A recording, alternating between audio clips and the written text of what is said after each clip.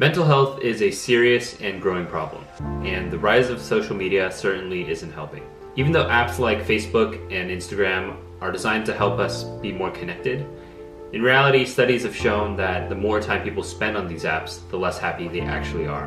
And I think the main reason for this can be summed up in one quote: comparison is the thief of joy. On social media, people tend to share the best parts of their lives, which can create this illusion that everyone else's life is better, happier, and more accomplished than our own. If we compare ourselves to this unrealistic, constructed reality, we're almost guaranteed to be unhappy. And as someone who uses Facebook and makes videos for the platform, this really got me thinking. Almost all my videos are edited to make me sound eloquent and confident, but leave out the hours of struggle and frustration that go behind creating each video.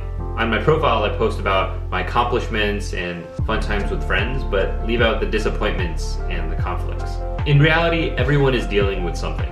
I truly believe that no one has it all figured out. And behind my own profile, I struggle with my own issues too. I'm working on not biting my nails so much. I'm often too hard on myself. And in fact, I have my own mental health story I want to share.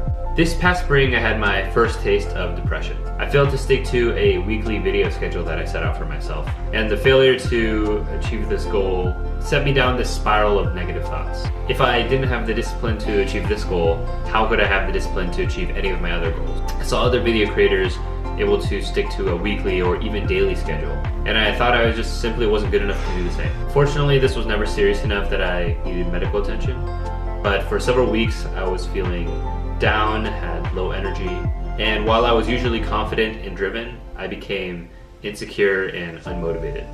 From the outside, my life probably seemed pretty great. I had a great job, a great girlfriend, great group of friends, but on the inside I was struggling a lot with these negative thoughts. I'm grateful to say that I'm doing a lot better now, and I believe this experience has made me a stronger and more resilient person. In particular, there are two tools that really helped me out that I'd like to share. These tips are definitely no replacement for professional medical care. They're simply tools that have helped me personally overcome a lot of negative thoughts and strengthen my own mental health. Number one is behavioral activation.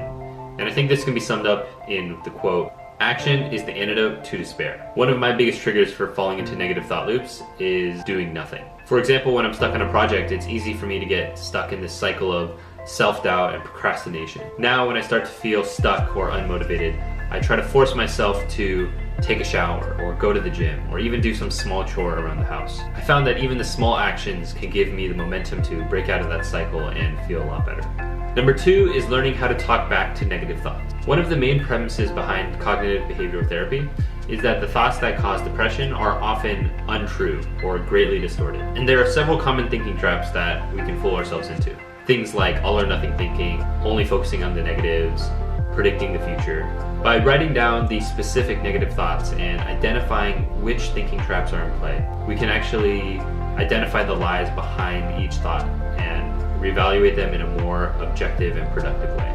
For example, one of my negative thoughts was, I don't have the discipline to achieve any of my goals. First, identify the thinking traps. All or nothing thinking. Does not achieving one goal really mean I can't achieve any of them? I was then able to rewrite these thoughts in a more rational and realistic way.